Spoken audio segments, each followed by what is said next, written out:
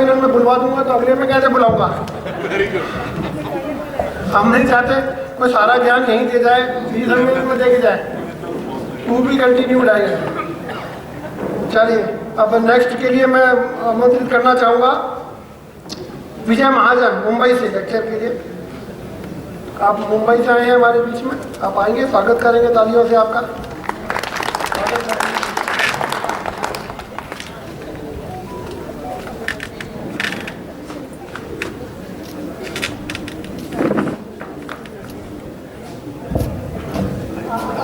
विनायकम गुरु भानु ब्रह्मा विष्णु महेश्वरान सरस्वती प्रणम्यादो सर्व कार्यार्थ सिद्धे शंकरम शंकराचार्यम च केशवम बादरायणम सूत्र भाष्यम पुट्टम वंदे भगवंतो पुनः पुनः। 18 हमारे ज्योतिष के महर्षि हुए हैं, उनका भी आज स्मरण करना जरूरी है। सूर्य पितामहो व्यासो वशिष्ठ अत्रि पराशरः कश्यपो नारदो गर्ग मरीचिर मनुरंगिरा लोमश पौलिश्चैव शवनो यवनो भृगु शवनको अष्टादशश्चेते ज्योतिषशास्त्र प्रवर्तका। महाराणा प्रताप जी की पावन भूमि को प्रणाम करते हुए, भगवान जगदीश्वर को प्रणाम करते हुए,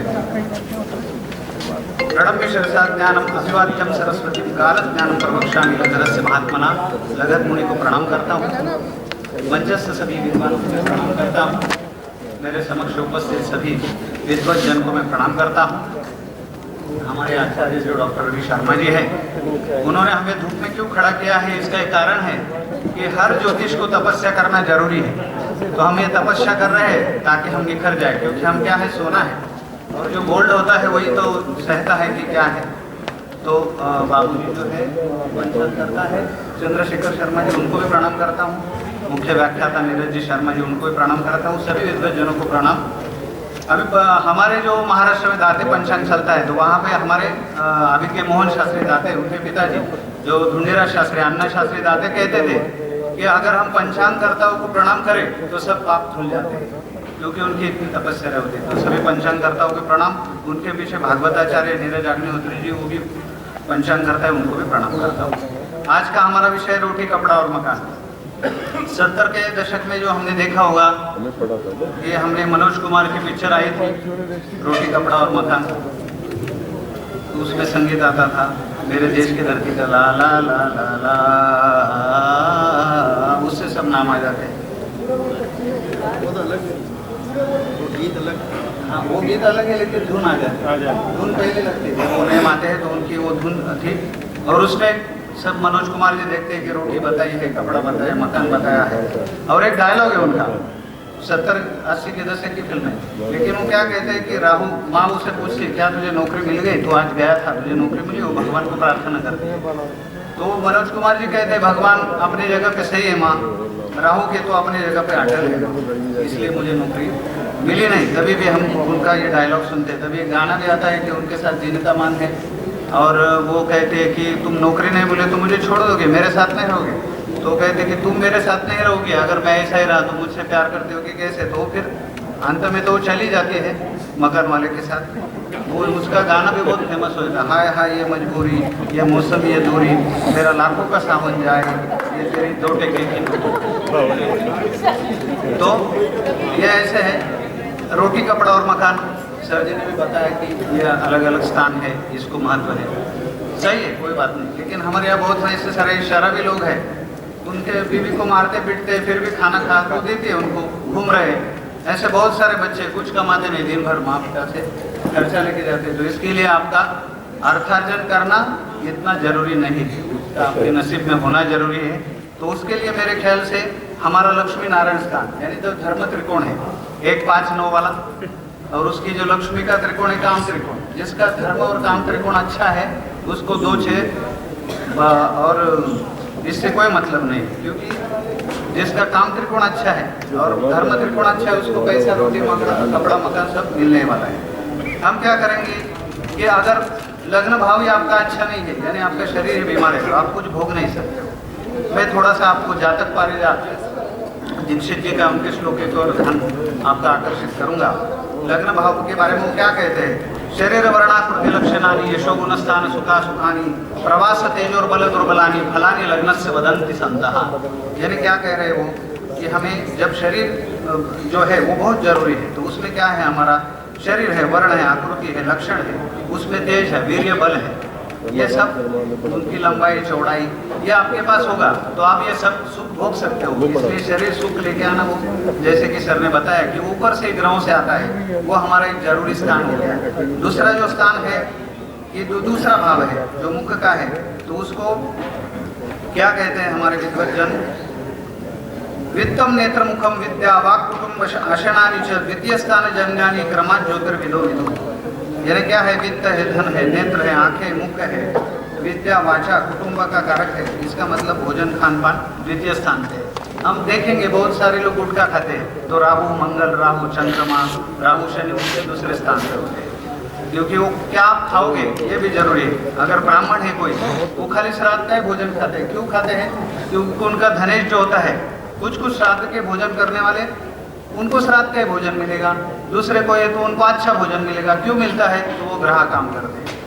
क्योंकि आपका द्वितीय जो धनेश है, वो अगर शनि है और वो अष्टम में कोई नीच में बैठा हो, तो आपको श्राद्ध का भोजन मिलेगा।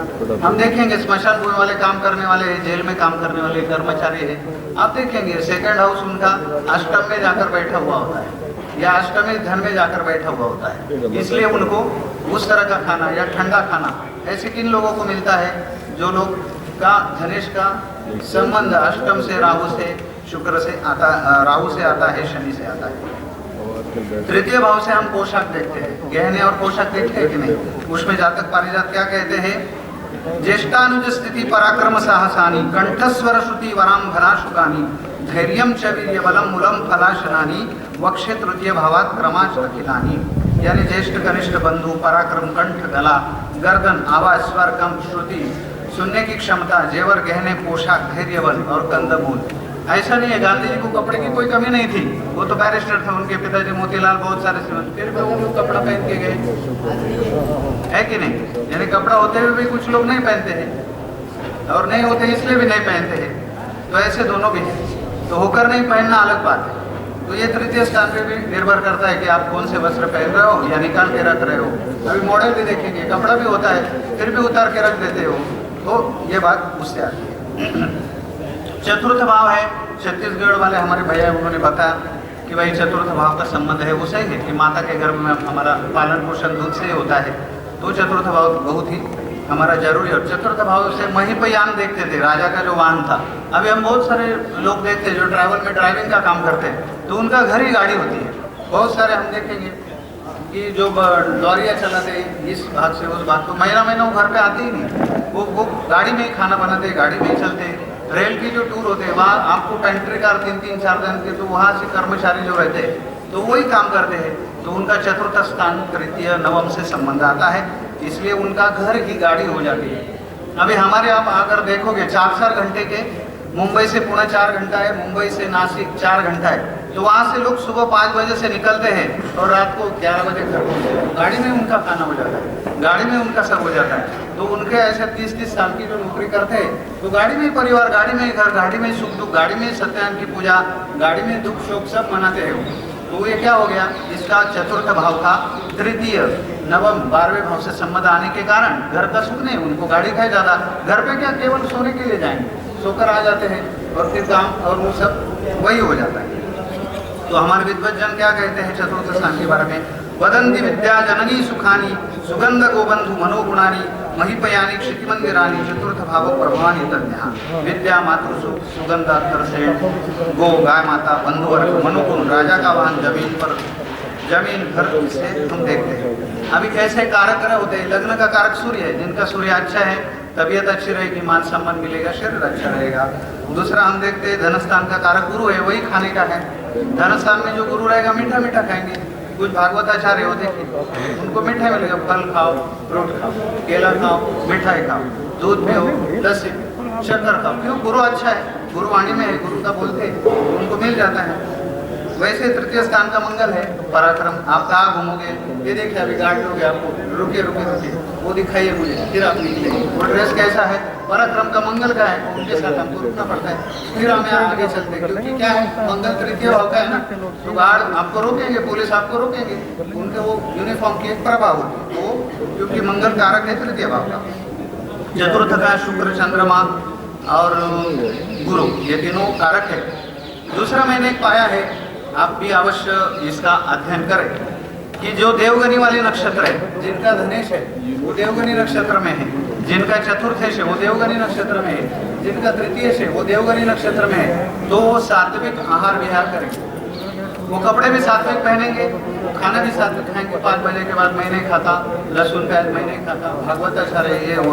अभी देवगनी नक्षत्र कौन से हैं मैं आपको बताता हूँ। और दूसरी एक बात है, देवगनी नक्षत्र वालों का घर के बगल में कोई मंदिर जरूर है, वो पुजारी मंदिर में रहने वाले होंगे, या तो घर में पीपल, बाजू में पीपल का पेड़ है, मंदिर है, स्कूल है, विद्यालय है।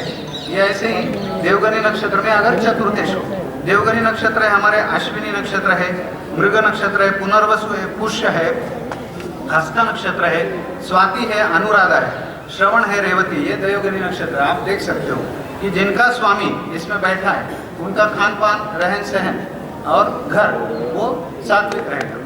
अभी जिनका राजसिक एकदम ठाट में रहेंगे, ऐसे कौन से हैं? तो मनुष्यगणी नक्षत्र, वो है भरणी है, रोहिणी है, आर्द्रा है, पूर्वा है, पूर्वाषाढ़ा है, पूर्व भाद्रपदा है, उत्तराषाढ़ा, उत्तरा भाद्रपदा, ये राजसिक खाना खाएंगे। नहीं, मैं तो घी वाली रोटी खाता हूँ, ये 10 रुपए वाली नहीं चाहिए, मुझे ये चाहिए।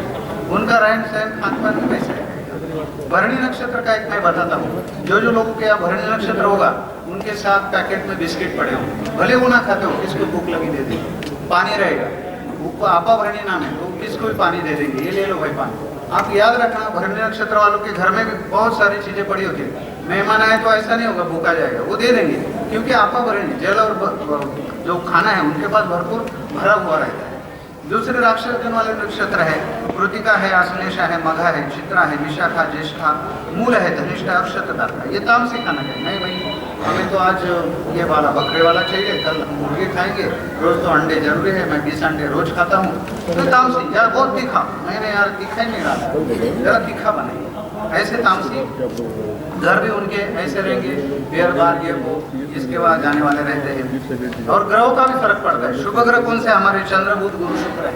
तो शुभ ग्रह वाले लोग हैं, या धनेश आपका शुभ ग्रह वाला है तो आप सात्विक खाओगे। पाप ग्रह वाले जैसे रवि, मंगल, शनि, राहु के तो आप वैसा खाना खाओगे। तो राहु, मैंने बताया कि राहु, मंगल, शनि ऐसे अगर आपके धनस्थान में आते हैं तो वैसा वैसा खान पान हमको देते हैं। जैसे कि हम देखेंगे मंगल आए तो सब तीखा खाने वाले रहते हैं, अरे और थोड़ा तीखा डालो। गुरु आ गया तो मीठा खाएंगे, शहद खाएंगे, ये वो खाएंगे। उसके बाद में शनि आता है तो आंवला जैसे तुरटा, नहीं भाई ये थोड़ी टेस्ट उनके अलग होती है। शुक्र आया तो खट्टा खट्टा बहुत खाते हैं, वो पानी पूरी खाएंगे। वो चंद्रमा आएगा तो आइसक्रीम पियेंगे, दूध पियेंगे। पीने वाले बहुत, चंद्रमा जो होता है तो पीने वाले पदार्थ वो बहुत खाते हैं। तो ऐसे ग्रहों का चलन होता है, नक्षत्रों का चलन होता है। तो हमें इसी प्रकार ग्रह और नक्षत्रों से इसका चलन पता चलता है। मैं आप सभी का मेरे हृदय से बहुत धन्यवाद करता हूँ, धन्यवाद करता हूँ। यहाँ पे उपस्थित आप सबों ने मेरा जो वाणी का भाषण सुना, इसलिए सबको धन्यवाद देता हूँ।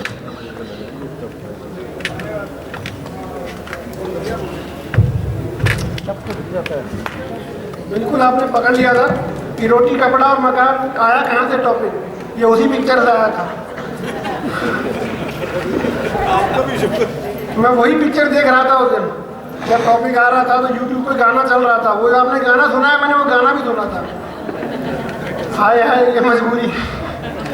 लेकिन 2 टकिया की नौकरी, लगभग सभी पुरुषों को ये ताना सुनना ही पड़ता है। कोई पुरुष है जिसने ताना ना सुना हो, तेरी 2 टके की नौकरी के चक्कर में लाखों का सावन जाएगा। यार अब तो करोड़ों का हो चुका है सावन, अब तो सावन लाखों का तो बचा नहीं होगा, करोड़ों का हो गया होगा। क्योंकि जब पिक्चर बनी थी तब ये सावन लाखों का हुआ करता था। चलिए सर आप पढ़ाइए, अब अगले अतिथियों को बुलाते हैं।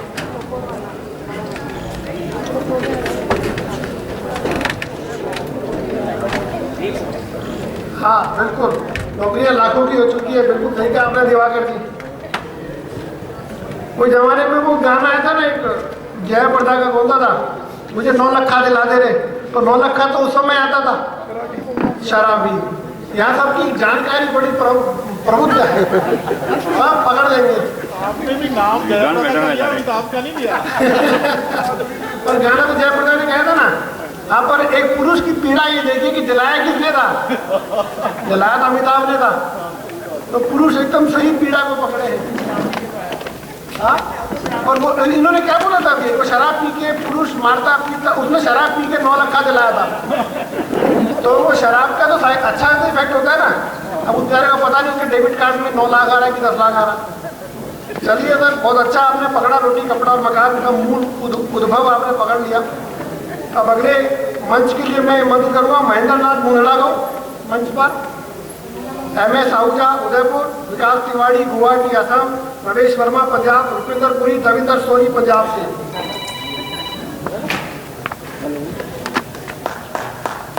बहुत बहुत स्वागत आप सभी का मंच पर।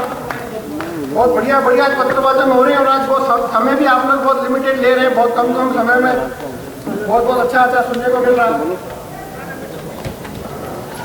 एक चीज ध्यान रखना, 1:30 बजे हम लोग लंच करेंगे, तो लंच के पहले वो हमने फोटो पॉइंट रखा हुआ है उधर, हमारे फोटोग्राफर वहाँ खड़े हैं, सब अपना इंडिविजुअल फोटो वहाँ पे खिंचवा लीजिएगा लंच के पहले, ठीक है। वो हमने व्यवस्था करी और हमारे फोटोग्राफर जी वहीं खड़े हैं, पर 1:30 बजे पहले मत जाना। चलिए मुंडला जी नेपाल से स्वागत करते हैं अरविंद सभी का।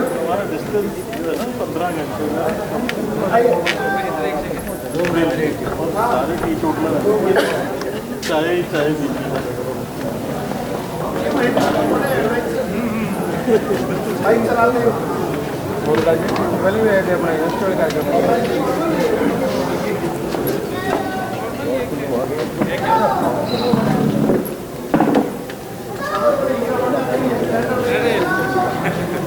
ये अभी तो नहीं है।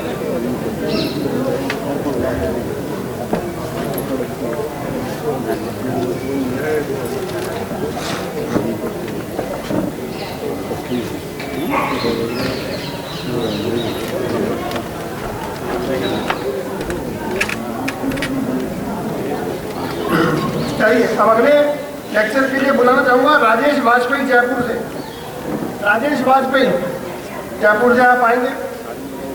कल का हमारा विषय मंगल का रहेगा, तो कल जो भी मंगल पे बोलने वाले हों वो कल बोलिएगा।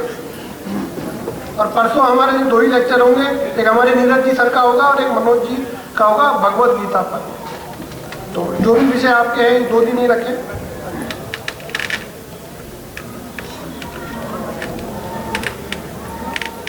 आदरणीय मंच,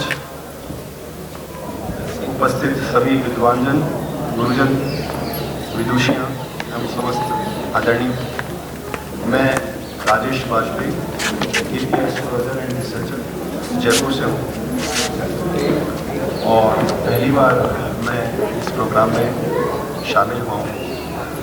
जिस तरह आज का जो अपना टॉपिक है रोटी कपड़ा और मकान, तो सब KP एस्ट्रोलॉजी का स्टूडेंट होने के नाते हम लोग वर्तमान समय को ज़्यादा फोकस करते हैं और चाहे रोटी कपड़ा मकान हो या किसी भी तरह की परिस्थिति हो, फलादेश कैसा होगा ये तय करेगा चंद्रमा और लग्न। चंद्रमा का मूवमेंट और लग्न ये सबसे बली है, यही तय करते हैं कि क्या होगा। एग्जाम्पल के लिए हम अगर देखें कि आज हम इस प्रांगण में उपस्थित हुए हैं तो वो क्यों हुए हैं। भाई मकान क्या हो गया, अगर ट्रांजिट में देख लें तो वो स्थान हो गया जहाँ पर अभी हम वर्तमान में खड़े हुए हैं। तो हम चंद्रमा आज कृत्तिका नक्षत्र का है। कृत्तिका नक्षत्र कहता है मंगल सूर्य। मंगल सूर्य का मतलब हो गया उच्चस्थ अधिकारी के मकान में। मंगल सूर्य का मतलब उच्चस्थ अधिकारी वर्तमान परिप्रेक्ष्य में कलेक्टर से लेकर राष्ट्रपति तक हो सकता है, परंतु सूर्य बुध का है। सूर्य बुध का होने की वजह से जब पुराना अधिकारी क्या हो गया, वो राजा हो गया। तो उस कारण हम इस समय राजा के महल में खड़े हैं। अब चूंकि सूर्य बुध के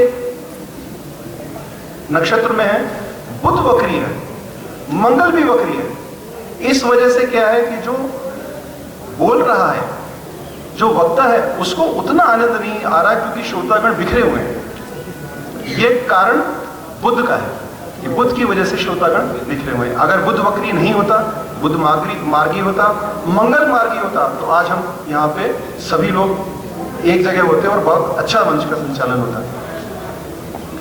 ज्योतिषी सम्मेलन में मैं एक बात और जोड़ना चाहूँगा, सभी गुरुजन मौजूद हैं। मेरा निजी अनुभव ये रहा है कि इस तरह के सम्मेलन जिसमें मास कई लोगों का समावेश होता है, ऐसे सम्मेलन करने चाहिए मूल नक्षत्र, पूर्वाषाढ़ा, उत्तराषाढ़ा। दूसरी प्रायोरिटी इसकी है कि पूर्वा भाद्रपद, उत्तरा भाद्रपद और रेवती। इतना शानदार समारोह होता है, मास मीडिया का कलेक्शन होता है, सब लोग आते हैं, बैठते हैं और एक्सचेंज ऑफ थॉट होता है। खैर, अब हम आज के टॉपिक पे लौटते हैं, रोटी। जैसा कि मेरे पूर्व में आए हुए वक्ताओं ने भी कहा है कि रोटी का संबंध, पोषण का संबंध सेकंड हाउस से है। अब सेकंड हाउस में चंद्र और लग्न तो तय करेंगे ही कि किस तरह का पोषण होगा, परंतु उस चंद्र और लग्न को भी ग्रह प्रभावित करेंगे और वो मिला जुला असर देंगे। जैसे यदि सेकंड हाउस में केतु है तो आप ये मान के चलिए कि वो भूख काटेगा। जो जनरली साधु और विशेष रूप से जैन साधुओं में मैंने देखा है कि जो सेकंड हाउस में केतु लिए बैठते हैं वो अपनी भूख काटते हैं, वो कभी भी भरपेट भोजन नहीं करते, हमेशा कुछ तय मात्रा से कम मात्रा में भोजन करेंगे। और हमारे कहा भी गया है कि बहुधा खाए और बुद्धि बोराए। तो साधु हैं जो मेडिटेशन करते हैं, उनके लिए हमेशा गाइडलाइन ये रहती है कि तय समय से थोड़ा सा करें। उसके विपरीत यदि शुक्र से सेकंड हाउस का जुड़ाव है तो वो तो लग्जरी सेगमेंट में पूरा खाना खाएगा। लेकिन शुक्र में भी ऐसा नहीं कि शुक्र है तो वो हमेशा लग्जरी खाएगा। शुक्र अगर 8 से कनेक्टेड है तो वो लग्जरी अफोर्ड कर सकता है, लेकिन फिर भी डॉक्टर कहेगा कि आपकी किडनी डैमेज है, आपको किसी भी तरह का कोई प्रोटीन वाला खाना नहीं खाना है। दूसरी बात, शुक्र शुगर से रिलेटेड है कि आपको किसी भी तरह का लग्जरियस फूड जिसमें मीठा शामिल हो नहीं खाना है। तो इस तरह के सेकंड हाउस के प्रभाव हमारे को देखने के लिए मिले हैं। अगर कपड़े की बात की जाए तो कपड़ा तो सीधे सीधे चंद्रमा से प्रभावित है। चंद्रमा अगर शुक्र का है तो वो लग्जरियस ब्रांडेड आइटम पहनता है, शनि है तो बेचारा मुसमुसा पुराना फटा हुआ वो पहन के काम चला लेता है। और कपड़ा अगर केतु का है तो भगवा वस्त्र उसमें शामिल हो जाता है। इसी तरह अगर मकान जो कि चौथे घर से देखा जाता है, अगर मकान में 4th हाउस में केतु का कहीं भी इन्वॉल्वमेंट है तो आप तय मानिए कि उसका मकान या तो कोने का होना चाहिए या उसका मकान छोटा होना चाहिए। और ऐसे जात लोगों का मेरी प्रैक्टिस रही है, मैंने देखा है कि उनके जुड़वा मकान होते हैं अगल बगल का, क्योंकि केतु ड्यूलिटी का कारक है।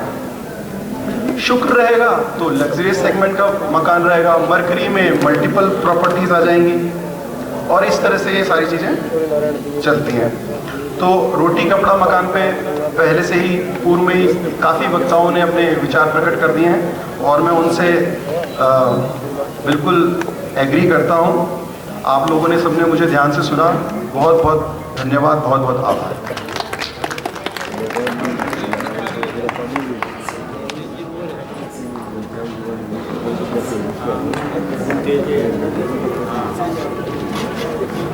विटामिन डी अच्छा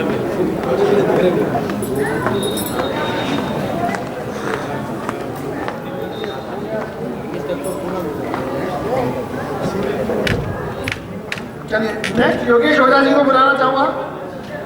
योगेश दत्त ओझा कहाँ गए? योगेश जी ओझा लेक्चर के लिए आप आए?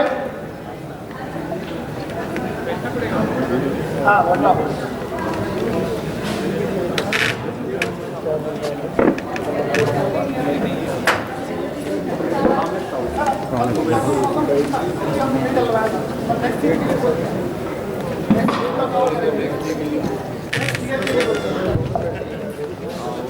सभी आदरणीय, सम्माननीय और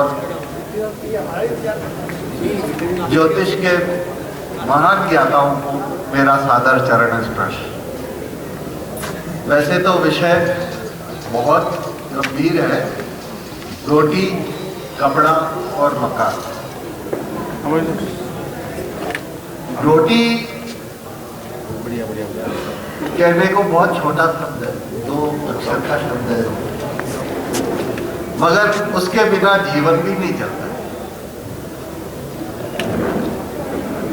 सभी ने मकान बनाने का बताया, सभी ने धन संपत्ति का बताया, कपड़े का बताया, बहुत अच्छा लगा सुनकर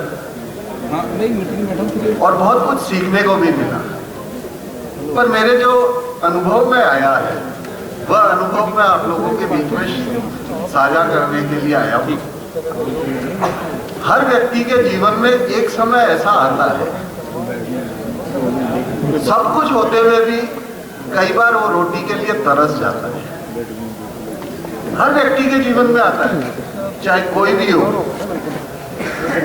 ऐसा कौन सा समय है और क्या कारण है, इस कारण को जानने की मैंने कोशिश करी।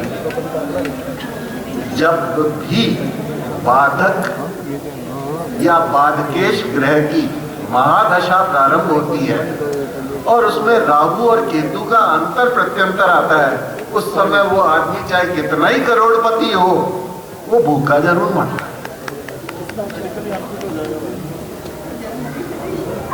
चाहे कितना ही करोड़पति हो, वो अपने घर से लड़ झगड़ कर ही जाएगा, पर भूखा जरूर रहेगा, उसको रोटी नसीब नहीं होगी। अब कहते हैं 11वें भाव में गुरु बहुत अच्छा प्रभाव देता है, पर अगर मेरे अनुभव में 11वें भाव में गुरु की महादशा प्रारंभ हुई, उस आदमी को मैं पर्सनल जानता हूं। उस आदमी ने 8 मंदिरों में मार्बल लगवाए, मगर गुरु की महादशा में राहु का अंतर और केतु का प्रत्यंतर आया, वैसे ही हैंड टू माउथ हो गया। आज आटे के लिए भी वो व्यक्ति बोलता है कि भाई साहब 200 रुपए मेरे अकाउंट में डलवा दो ना यार। समय सभी के साथ आता है। आज की तारीख में अपन जितने भी बैठे हैं, चाहे कितने बड़े दुर्लभ ज्योतिष हैं, सब कुछ होने के बाद भी बाधकेश की महादशा आते ही उसको रोटी नसीब नहीं होगी, यह निश्चित है। चाहे वो घरवाली से लड़के जाके खाना छोड़ के जाएगा, चाहे माँ बाप से छोड़ के जाएगा, छोड़ के जरूर जाएगा। ये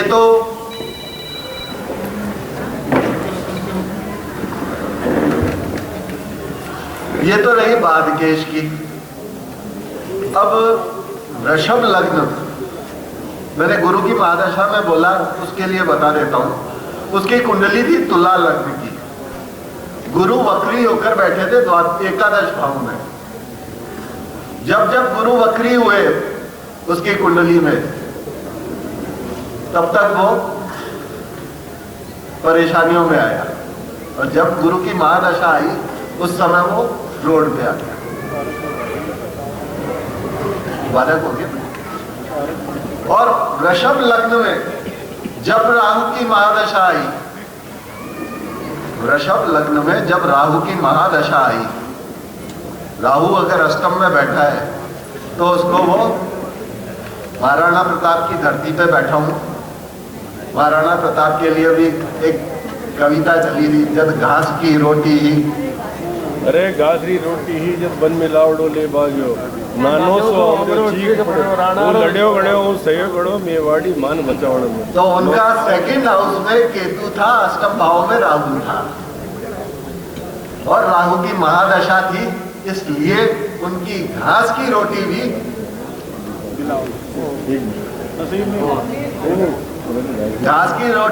जंगली बिल्ला छीन के ले गया। मतलब एक महान राजा होने के बाद भी एक समय उनको भी वह देखना पड़ा, क्योंकि वो बाधकेश की महादशा थी। ठीक है। हाँ, अब एक चीज और बताता हूं। कई लोगों के जीवन में कुछ भी नहीं होता है, मगर वो राजसी ठाठ से भी रहते हैं। जिसके कुंडली में द्वितीय भाव में शनि का प्रभाव है, या शनि है, या केतु का प्रभाव है, या केतु है, उस व्यक्ति के पैर में चप्पल हो या नहीं हो, मर्सिडीज का आनंद वो लेगा, चाहे किसी दूसरे की मर्सिडीज हो, बैठ के जाएगा जरूर। हवाई जहाज का उसके पास में जेब में पैसा हो या नहीं हो, पड़ोसी साथ में लेके जाएगा उसको, हवाई जहाज का भी आनंद दिलाएगा। ये एक शाश्वत सत्य है जो मैंने अपने अनुभव से देखा है, वो बता रहा हूं। बाकी यहाँ सूरज इतने हैं कि उनको दीपक दिखाने वाली बात हो रही है। मैं इतना ही कह के अपना स्थान ग्रहण कर रहा हूँ। अब आपने बढ़िया, आपको सोना बन गया, सोना बन गया सोना। अब अगले मंच के लिए मैं बुलाना चाहूंगा शालिनी सालेचा को, मोमन मेनारिया, नरेश मेनारिया है यहाँ पर। शालिनी सालेचा, मोमन मेनारिया। बस हमारा 1:30 बजे हम लंच करेंगे, 2 लेक्चर और लेंगे, उसके बाद लंच हमारा रेडी है। विनोद वैष्णव, सम्राट जैन, कैलाश मेनारिया, ये सभी मंच पर पधारेंगे। शालिनी सालेचा जयपुर से, मोमन मेनारिया उदयपुर से, नरेश मेनारिया उदयपुर, विनोद वैष्णव उदयपुर, सम्राट जैन उदयपुर और कैलाश मेनारिया उदयपुर। एक बार विशेष धन्यवाद है उदयपुर के ज्योतिषियों को, आप लोगों ने बढ़ चढ़ कर इसमें हिस्सा लिया, सभी बधाई के धन्यवाद के पात्र हो। आइए कन्हैया जी, कन्हैया जी इधर है हाजिर। फोटो के लिए 1:30 बजे का टाइम दिया था ना।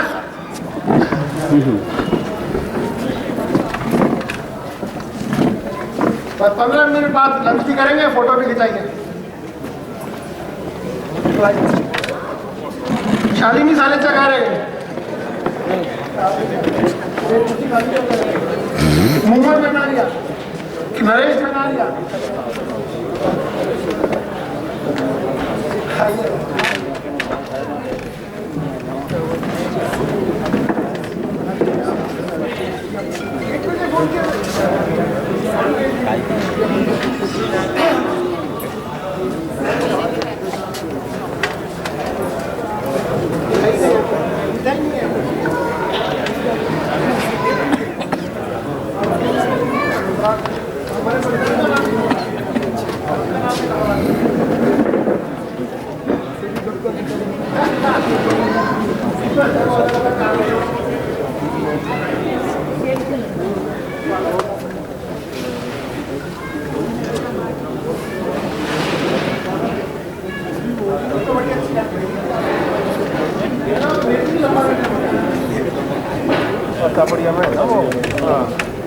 चलिए नेक्स्ट स्वागत के बाद अब मैं सुनैना पंडित बेंगलोर से उनको बुलाऊंगा मंच पर।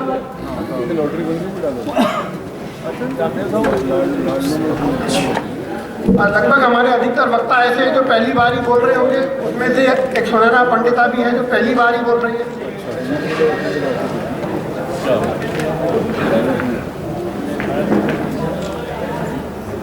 और पहली बार बोलने में बड़ा किस्सा याद आता है, बड़ा अच्छा किस्सा है, मेरा ही है। जब हमने पहला सम्मेलन किया था ना, तो हमको भी बोलना नहीं आता था, तो मैं एक लेखक साथ लेकर गया था, वो मुझे लिख कर देता था और मैं बोलता था। तो उसने पता नहीं मेरे से कौन से जन्म की दुश्मनी निकाली, दूसरे दिन मुझे खाली कागज दे दिया। उसके बाद मैंने उसको रवाना किया, बड़ा बदमाश था वो, और मुझे खाली कागज दे दिया और मैं आया दूसरे दिन, बोले हाँ रवि जी आपका रेडी है, बोलो। अब मैं क्या बोलूँ, उसमें तो कुछ था ही नहीं, खाली पन्ना दे दिया, काटो तो खून नहीं। फिर मैंने इतना ही बोला कि सालासर बालाजी की पुण्य धरा पर आपका स्वागत है, याद होगा आपको, पधारने के लिए बहुत बहुत धन्यवाद। तो वही होता कि पहली बार बोलना नहीं आता, पर ऐसा मंच मिले और लोग इतना हिम्मत करे बोलने के लिए, तो उसको तालियों से स्वागत भी करना चाहिए कि हमारी तरह किसी ने तो खाली कागज तो नहीं दिया। आइए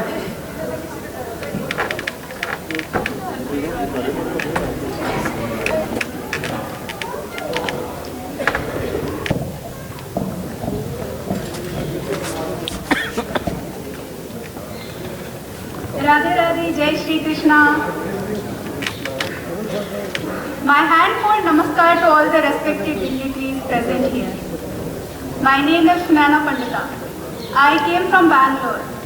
and basically I'm a Kashmiri Pandit. I'm feeling much privileged to be a part of you all today. I would like to extend my gratitude to Deepak ji. Because of his guidance and support, I got this opportunity. Thank you so much. I'm feeling honored. Now, let us move to today's topic. Today's topic is Yoga of Food, Home and Employment, according to astrology.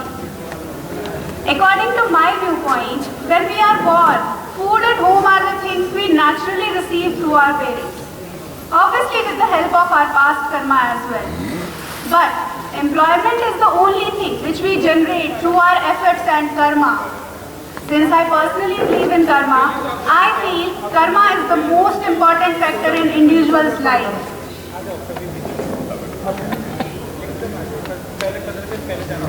Planets like Saturn, Karka for job, must be very strong in Kundalini.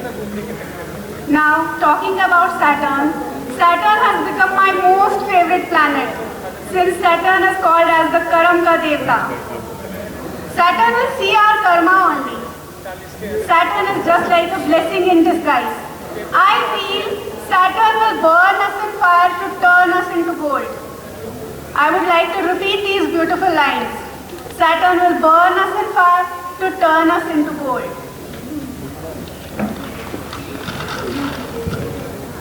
Moving further, employment yoga in astrology can be analyzed from 6th house of job and 10th house of career.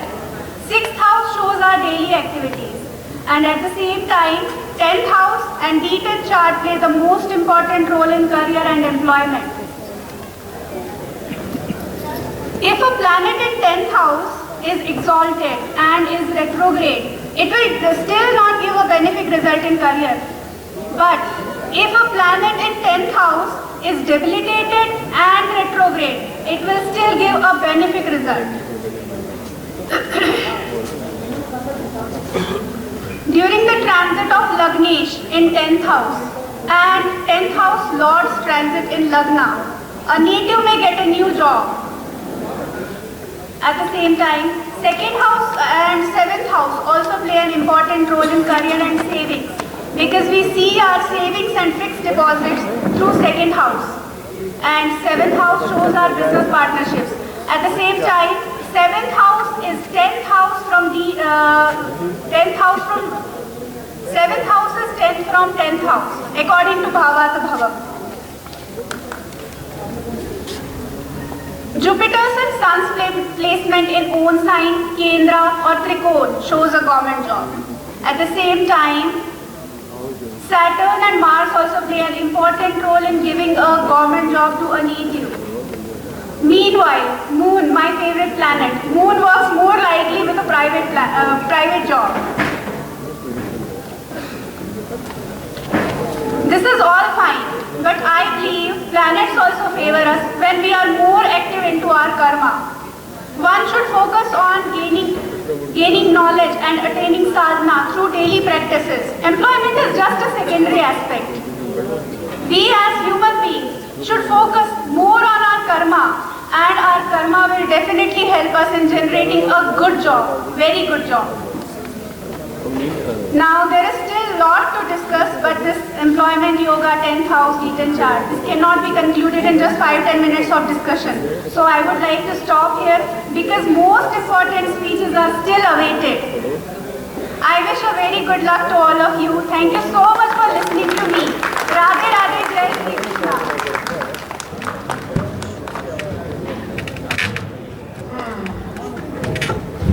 चलिए अब एक lecture और लेंगे 15 minute का।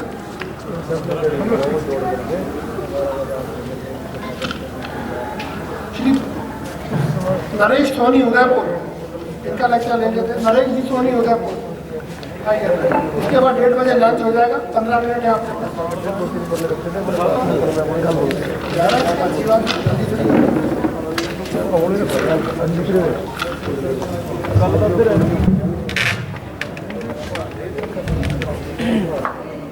माँ शारदा के चरणों में प्रणाम करते हुए सभी विद्वजनों विदुषियों को दिल से उनके चरणों में नमन करता हूँ। जो सब्जेक्ट आज का रखा गया है, मुझे लगता है कहीं ना कहीं भाग्य से भी उसका नाता बहुत गहरा है। हमने सभी एस्पेक्ट के ऊपर बात करी, सभी विद्वानों ने बिल्कुल बात करी। द्वितीय भाव, चतुर्थ भाव, पंचम भाव, नवम भाव, सप्तम भाव, दसम भाव, द्वादश भाव, लगभग सभी के ऊपर चर्चाएं हमने करी। मैं सिर्फ कुछ छोटी छोटी बातें उठाना चाहता हूँ। किसी भी भाव का स्वामी और उसमें बैठे हुए ग्रह या नक्षत्र जो उसको गवर्न करते हैं, मूलतः उनकी डिग्रीज के ऊपर बहुत सारी चीजें डिपेंड करती हैं। क्योंकि दिखता अपरेंटली अगर अपन लग्न चार्ट के अंदर देखते हैं तो नक्षत्र क्या बेस पे भी अपन उसको देखते हैं। जब वो ग्रह देखते हैं अपन, हो सकता है वो बाल अवस्था में, वृद्ध अवस्था में, उसकी संपूर्ण ऊर्जा के अंदर वो नहीं हो, तो वो उतना उचित फल मुझे नहीं लगता कि वो दे पाता है। दूसरा,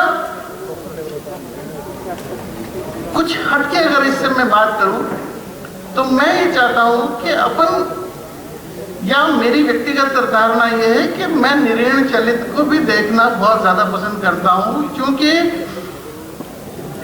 जो ग्रह जिस भाव के अंदर जिसका फल देता है, उससे पूर्व भाव में जहां वो एग्जिस्ट कर रहा था उस भाव का ज्यादा फल देता है। जबकि अपरेंटली वो दिखता भले सेकंड या फोर्थ में हो, लेकिन उसका मतलब हो सकता है कि वो थर्ड का फल दे रहा हो या लग्नेश का फल दे रहा हो। लग्न और लग्नेश निश्चित रूप से बहुत अपने आप में महत्वपूर्ण है, क्योंकि लग्न और लग्नेश के आधार पे ही सारी चीजें डिपेंड करती हैं। लेकिन नवम और दसम भाव जो मूल कर्म का भाव भी कहलाता है, भाग्य का भाव भी कहलाता है, और भाग्य और कर्म दोनों एक दूसरे से जुड़े हुए हैं। हम सिर्फ कर्म की बात करें और बाकी का ना करें, क्योंकि कर्म तो सभी कर रहे हैं। एक लेबर क्लास भी कर्म कर रहा है, एक ऑफिस में बैठने वाला भी कर्म कर रहा है, वो भी 10 घंटे काम करता है, वो भी 10 घंटे काम करता है, लेकिन दोनों का भाग्य अलग अलग तरीके से काम करता है। क्यों? क्योंकि उसके ग्रह उसको उस तरह से बाधित करते हैं, या उसके प्रारब्ध के अंदर जो वो लिखा हुआ है कि भाई ये मजदूरी ही करेगा या ये ऑफिस में बैठ के ही काम करेगा। तो इसको हमें पंचम भाव से भी देखना बहुत इंपॉर्टेंट हो जाता है, क्योंकि पंचम भाव शिक्षा का भी भाव है। अब शिक्षा ही नहीं होगी तो आगे का कर्म बाधित हो जाएगा, जिससे हम सर्विस के लिए बात करते हैं तो 10th हाउस भी प्रभावित हो जाएगा। चतुर्थ भाव सुकेश का भाव है, अगर सुख भाव में ही कमी होगी तो रोटी कपड़ा मकान की बात हम तो नहीं कर सकते। द्वितीय भाव की अगर बात करें तो अर्निंग्स उसकी व्यक्ति की बहुत जरूरी है। अगर अर्निंग्स नहीं होगी तो रोटी कपड़ा मकान कहां से जनरेट करेगा। तो जितने भी ग्रह हैं उनके लॉर्ड्स और सब लॉर्ड्स, इनके ऊपर भी हमें बहुत ज्यादा ध्यान देने की आवश्यकता होती है कि उसका सब लॉर्ड कहाँ कहाँ दृष्टि डाल रहा है और कहाँ कहाँ काम कर रहा है, या उसका लॉर्ड कितना वीक है या कितना स्ट्रांग है, और वो किस किस भाव को रिप्रेजेंट कर रहा है, या उनके ऊपर किस किस भाव की दृष्टि डल रही है, जिसके कारण से वो अपना परिणाम, अच्छा परिणाम या दुष्परिणाम दे रहा है। तो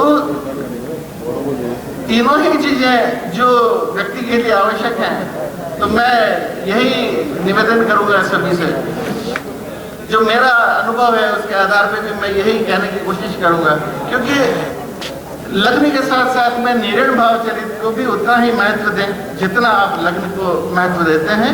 उन्हीं के नक्षत्रों को और उन्हीं के ग्रहों के आधार पर जो बात करते हैं, उनकी पूर्व दशा या उनके अंशों को भी हम उसमें समाहित करें तो ज़्यादा अच्छा रिजल्ट मिल सकता है। धन्यवाद।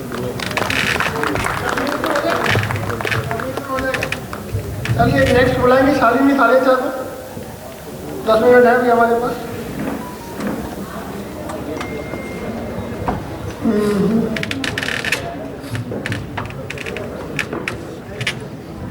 नमस्कार, मेरा नाम शालिनी सालेचा है और मैं जयपुर से हूँ, जयपुर राजस्थान से हूँ। मैं ज़्यादा वक्त नहीं लूँगी इस बार। मैं जैसे रोटी कपड़ा और मकान का जो विषय है उसके अंदर सबसे ज़रूरी मैं समझती हूँ मकान को, क्योंकि अगर हम देखें तो सबने बता दिया कि लग्न के अकॉर्डिंग और कुंडली के अकॉर्डिंग सब चीज़ें होती हैं, लेकिन जो गरीब लोग जितने हैं उनके पास भी वैसी ही कुंडली अगर हो, ठीक है, और वो रोटी ना पा सके, वो कपड़ा ना पा सके, तो ऐसा होता है कि बहुत सारी सिमिलर कुंडलीज होती हैं सबकी, मोस्ट ऑफ देम की, जो झोपड़ी में भी रह रहे हैं, विलेजेस में भी रह रहे हैं और जो महलों में भी रह रहे हैं। तो इसके लिए मैं मकान को सबसे ज़्यादा ज़रूरी और अटमोस्ट चीज़ मानूंगी। क्यों? क्योंकि मकान जो होता है, जिस घर के अंदर आप रह रहे हैं, अगर उसकी ऊर्जा आपके लिए अच्छी है तो एक आप किसी भी गरीब को, इंसान को अगर वहां पे लाके रख देंगे तो वो भी उसके अनुसार ही काम करना शुरू कर देगा। तो इसके विषय में मैं थोड़ा सा बोलना चाहूंगी, क्योंकि मैं ध्रुवादी प्रकार से जो अपने जो गेट होते हैं, जो अपनी एंट्रेंसेस होती हैं, वो कितने प्रकार की होती हैं, अगर आपका घर है उसके अंदर वो कैसे आपको फेवरेबल रहेंगी। तो सबसे पहले बात करूंगी, अगर आपका थ्रू एंट्री है, यानी कि आपके घर की अगर डायरेक्ट एंट्री है तो उसके अंदर आपको प्रॉब्लम आएगी। इसलिए कभी भी अपने घर की डायरेक्ट एंट्री मत रखिए। अगर डायरेक्ट एंट्री नहीं होती घर की तो आपके घर के अंदर वेल्थ, प्रॉस्पेरिटी, हैप्पीनेस जरूर आएगी। दूसरी चीज होती है धन्य। धन्य प्रकार होता है जिसको हम बोलते हैं ईस्ट फेसिंग। ईस्ट फेसिंग के अंदर भी वेल्थ एंड प्रॉस्पेरिटी आती ही आती है। तीसरा होता है जय। जय का अगर हम देखें तो साउथ की एंट्री होती है विच विल गिव यू विक्ट्री, जो आपको प्रॉस्पेरिटी देती है। फिर आता है नंद, जिसके अंदर ईस्ट और साउथ की एंट्री होती है, जो इश्यूज देती है फैमिली में फीमेल्स को, औरतों को। उसके बाद आती है खार की एंट्री, KHAR, खार जिसको हम बोलते हैं, जो वेस्ट की एंट्री होती है, जिसके अंदर लॉस ऑफ वेल्थ होता है। कभी भी आप ये चीज अपना के देखिएगा, क्योंकि शास्त्रों में ये चीज लिखी है। फिर आती है कान, इसका मतलब होता है ईस्ट और वेस्ट की entry, which will give issues to children in the family. उसके बाद आता है मनोरम, जिसके अंदर होता है साउथ और वेस्ट की एंट्री। मैं साउथ वेस्ट की एंट्री की बात नहीं कर रही हूँ, मैं साउथ के साथ वेस्ट की एंट्री की बात कर रही हूँ, जिसके अंदर वेल्थ और अबंडेंस आता है। उसके बाद आता है सुमुख।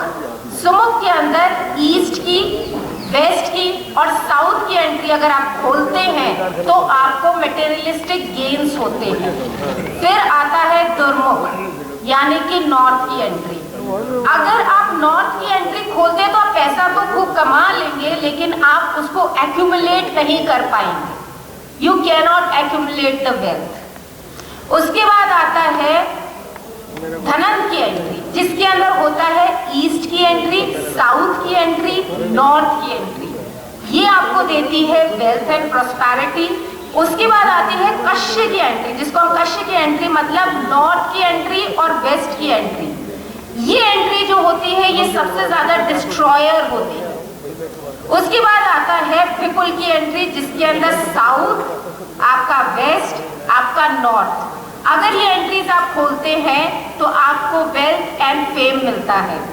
उसके बाद आता है विजय की एंट्री। विजय इज व्हाट, सारी डायरेक्शंस में आपकी एंट्री, आपकी ईस्ट में, आपकी वेस्ट में अगर आप खोल सके तो उसके अंदर आपको ऑल राउंड प्रॉस्पेरिटी मिलती है, मटेरियलिस्टिक गेन्स मिलते हैं, हैप्पीनेस मिलती है।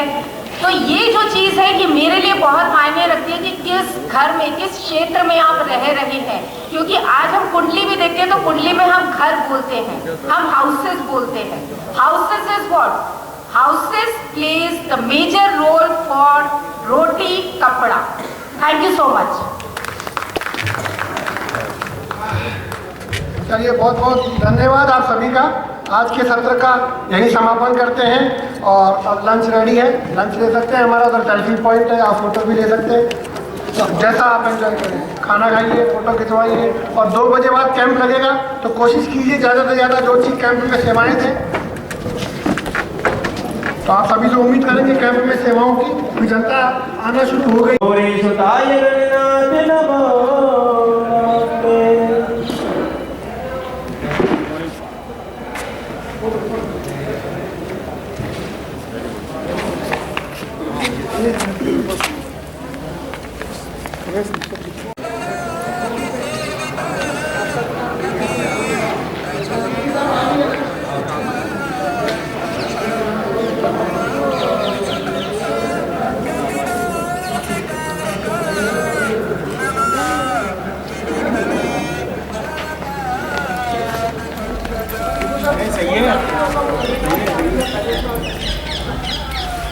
है